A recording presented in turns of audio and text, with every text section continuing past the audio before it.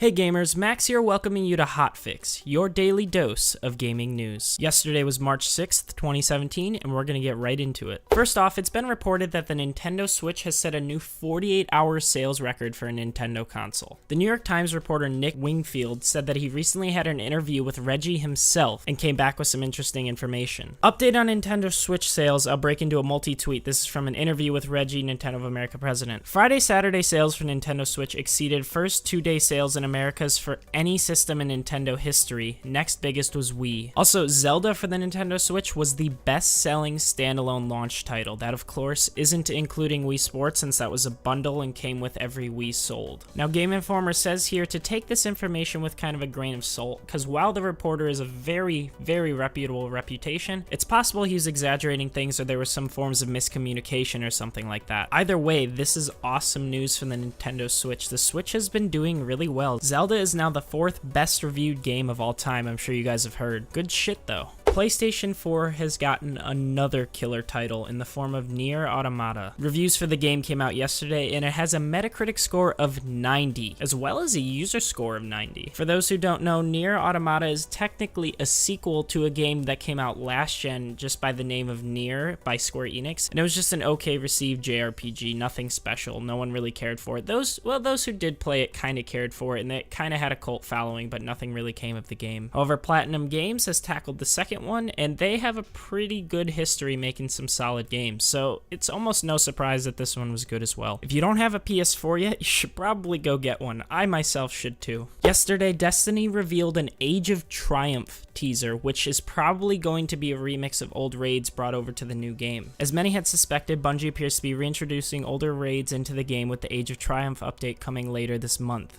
Bungie has plans for a series of live streams to talk about the content ahead of release. To get Guardians excited, the developer today released a teaser trailer that shows off what players can expect. Apparently, Age of Triumph will feature the biggest record book yet, which suggests that there will be a large number of activities to try out within the game, for once. The names of some of those record book achievements along with gameplay sequences shown off during the trailer make it clear that the old raids are being refreshed and brought back into relevance in some way. That's about all we know for now, but Bungie's upcoming livestream is scheduled for Wednesday at 10 a.m. Pacific, so tomorrow if you're watching this day of release. This is kind of interesting to hear, especially since they recently announced that Destiny 2, which is supposed to be coming this fall by the way, isn't going to carry over any of your stats or anything from the first game. Remember they said they had this 10-year plan and they were going to bring characters over throughout the games? Yeah, they're still bringing your character over, but it's resetting in Destiny 2, which is kind of a shame because I think we all expected to be able to keep using that character's powers and that the sequels would build on the things that the first game brought. But I don't know, since the first game didn't do as well as they wanted it to, sales-wise it did, but just in terms of story and just pure being a game, it didn't really perform that well, so it makes sense that they kind of want to restart, even though it kind of sucks. But hopefully the sequel will be better because of that. Cliff Bleszinski's LawBreakers closed beta is coming later this month. If you remember, Cliff is the guy who made Gears and then left and hasn't made anything since, but still has his head up his ass. Closed beta for his new game is coming on Thursday, March 16th, and it will be running through to Sunday, March 19th. Fans interested in signing up for the beta can do so on the LawBreakers official site. I've seen public footage of the game, and I just don't really see anything special with this game. It kind of looks like a Bulletstorm, but more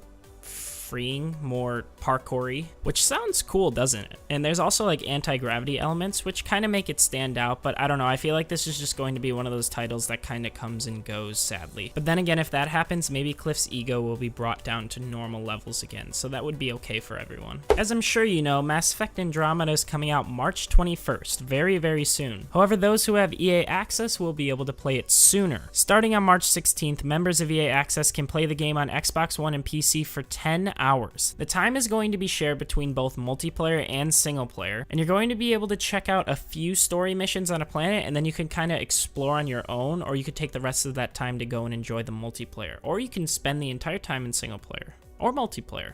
It's up to you. Sadly, I don't have EA Access, but I was thinking about getting it for this game, and I may have to jump onto that. It's only $5 a month. It's not that bad. Popular free-to-play MMO Wildstar is offering players a free level 50 character upgrade. To redeem this offer, simply log into the game anytime between Wednesday, March 8th and Sunday, March 12th. You'll have the option to create a brand new character who starts at level 50, this enabling instant access to Wildstar's high-level content. Now, this isn't an uncommon thing. Games such as World of Warcraft have done this kind of of stuff, just to keep their players going and kind of get the dedicated ones who don't want to go through all the trash of leveling up every time, just to jump into the end game. You know, that's what a lot of these MMO players play the game for. It's a cool idea, and hopefully players of Wildstar will get a kick out of that and make some new ults. Popular RTS series Dawn of War actually got a teaser for its sequel yesterday, Dawn of War 3. The game will be releasing on April 27th, and like any other game nowadays, it has pre-order DLC that you can check out in the trailer. The game will be broken down into the Collector's Edition, the Limited Edition, and the Standard Edition. The Collector's Edition comes with a premium disc book, an art card, the official soundtrack, and a few other things. And the Limited Edition will come with the disc book, the card, and the official soundtrack as well. Cool, I'm happy for the fans of the Dawn of War series. And lastly, we finally have an Outlast 2 release date. The game was supposed to come out like last November, I believe, and then it ended up getting delayed to early this year. Well, April 25th isn't exactly early this year, but it's still coming, and it's coming soon. For those who love the first game, if you haven't seen gameplay of the second, I would look into it because it looks very, very different. It's a lot more supernatural than the first game was. While the first game was kind of grounded in reality, there was supernatural elements to it, of course.